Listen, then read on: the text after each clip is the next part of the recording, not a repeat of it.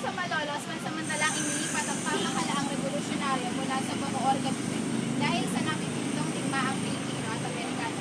Ika-10 ng Setyembre hanggang ika-31 ng Marso. Pinulong ang Kongreso ng Malolos sa simbahan ng Marasuing, Bulacan upang magpalakas ng saligang batas. At ngayon naman ay pupunta na tayo sa simbahan ng Baraswing. Sa aking harapan nakikita nyo ang simbahan ng Baraswing. Ang simbahang ito ay isa sa pinakamagandang simbahan sa Bulacan. Kung naabutan nyo ang papel ng pera ng 10 piso, nakalagay ito sa likod nito. Dito rin naganap ang tatlong mahalagang pangyayari. Ang Malolos Congress, ang unang Republika ng Pilipinas, at saka ang Malolos Constitution. Isa rin ito sa pinakasaysayang simbahan dito sa Malolos. Punod kayo sa akin.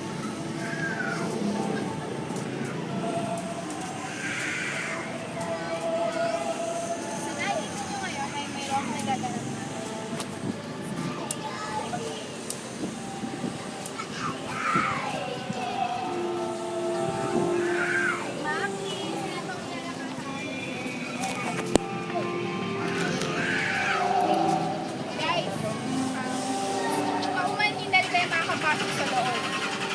Sa altar na ito, unang nanumpas ang dating Pangulong Joseph Estrada.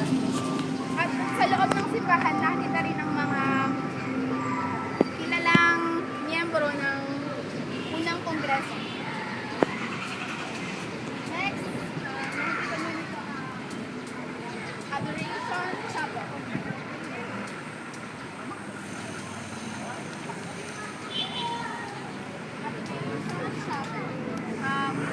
Pwede kayong pumasok dito kung sarado ang simbahan.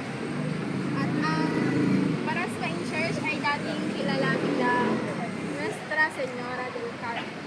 Ngayon naman ay makikita nyo ang pangalan ng La Consolacion University na dating pangalan ay Regina Ordaz. Isa rin ito sa Catholic na simbahan sa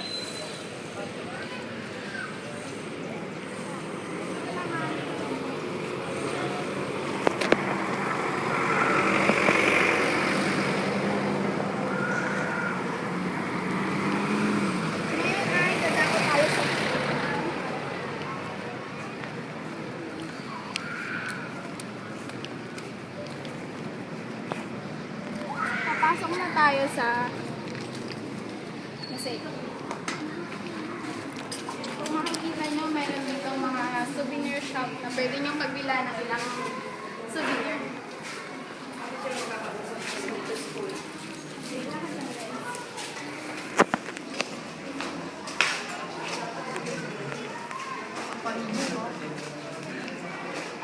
Pakumatigil dahil sarado ang museo.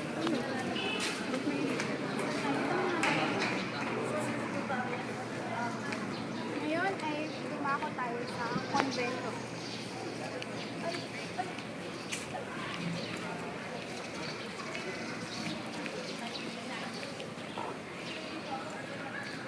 Ito ang konvento ng Baraswing Church. Dito ang opisina ng mga parokya. Kung saan dito nagpupunta ang mga pari at iba pang obispo.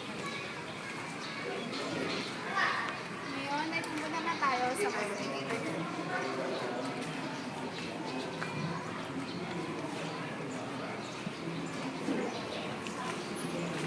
Watch your step, ladies.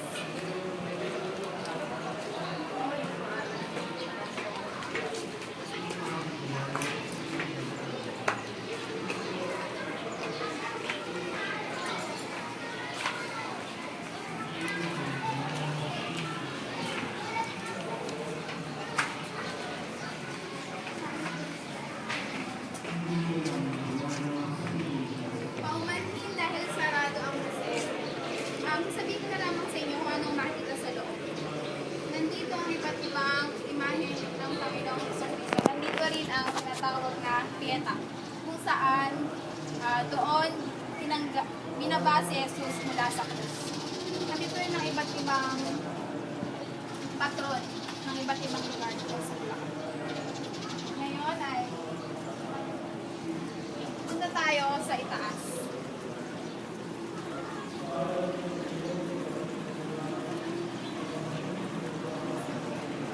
Ito ang museo ng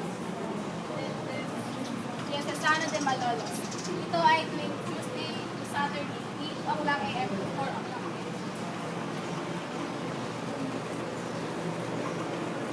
Ngayon ay tayo, papaalalahanan ko lang kayo na bawal lang magkaya ng mga ulit at mga alalang aso. Watch your step, guys.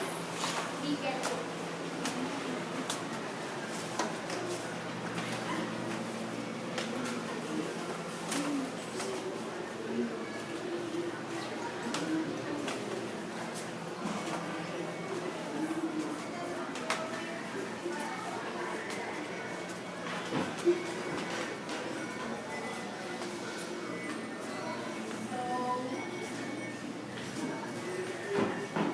Nakapansin nyo na ito ang unang suotan ng mga kababaihan sa Bulacan.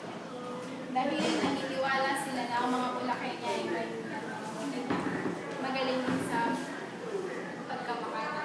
Ito ang unang suot ng pari ng mga prayer noong panahon ng Espanyol. Ito rin ang unang bulwagan. Sa loob nito, merong mga videos kung saan nangyari, anong nangyari sa simbahan nito. May gusto ba kayong tanong? Hindi po ba kami makakapasok dito? Sorry, hindi kasi meron siyang schedule. Kaya hindi tayo sa schedule na yun. Bakit po ba yan? May tanong pa ba kayo? Sikat po ba ang mahal sa image talaga sa mga? Oo, sikat ang Barangay dito sa Malolos. Dahil sa ito, sa pinaka-historical na simbahan dito. Marami rin nagpapakasal dito dahil sa haba ng nilalakaran ng pride. Marami rin sasabi na kung gano'ng kahaba ang nilalakaran, ganun katagal ang pagsasama. Ano po yung meron dito? Dito naman, nakikita nyo ang exhibit kung saan nandito rin ang iba't ibang struktura ng